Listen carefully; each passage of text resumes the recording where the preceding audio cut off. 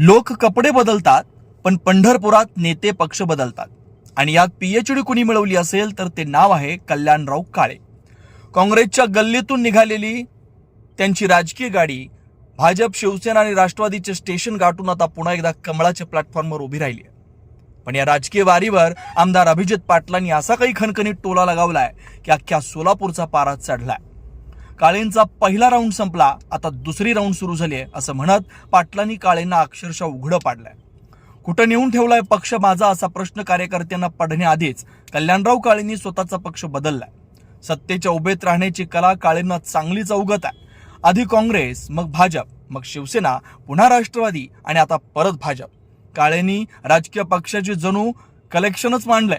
अजितदादांच्या राष्ट्रवादीला जय महाराष्ट्र करत काळे बंधूंनी भाजपचा गुलाल लावून घेतलाय. समाधान काळेंच्या पत्नी मोनिका काळे यांच्यासाठी जिल्हा परिषदेची फिल्डिंग लावण्यात आली आहे खरी, पण ही फिल्डिंग अभिजित पाटलांच्या एका गुगलीने विस्कळीत होती की काय अशी चर्चा सुरू झाली आहे. पंढरपूरच्या राजकारणात अभिजित पाटलांची एंट्री होताच काळेंनी एक्झिटचं बटन दाबलं. राष्ट्रवादीत पाटलांचं वजन वाढल्यानं काळेंनी भाजपची वाट धरली, पण पाटलांनी याला सेकंड इनिंग किंवा दुसरा राऊंड म्हणून हिणवलंय. काळेंची 3 गटातली ताकद भाजपसाठी बूस्टर ठरेल की पाटलांची टीका काळेंना मतदारांच्या नजरेतून खाली पाडेल. सामना आता अटीतटीचा आहे. पक्षांतर हे राजकारणात नवीन नाही, पण कल्याणराव काळेंचा वेग थक्क करणार आहे. अभिजित पाटलांनी दुसरी राऊंड म्हणत काळेंच्या वारंवार बदलणाऱ्या निष्ठेवर बोट ठेवलंय. पंढरपूरचा विठ्ठल कुणाला पावणार, पक्षांतर करणाऱ्या काळेंना की होम ग्राउंडवर खेळणाऱ्या पाटलांना? काळेंच्या रिटर्न जर्नीमुळे भाजपला बळ मिळालंय की पाटलांना आयतो कोलीत, हे निकालात स्पष्ट होईलच. पाहत राहा.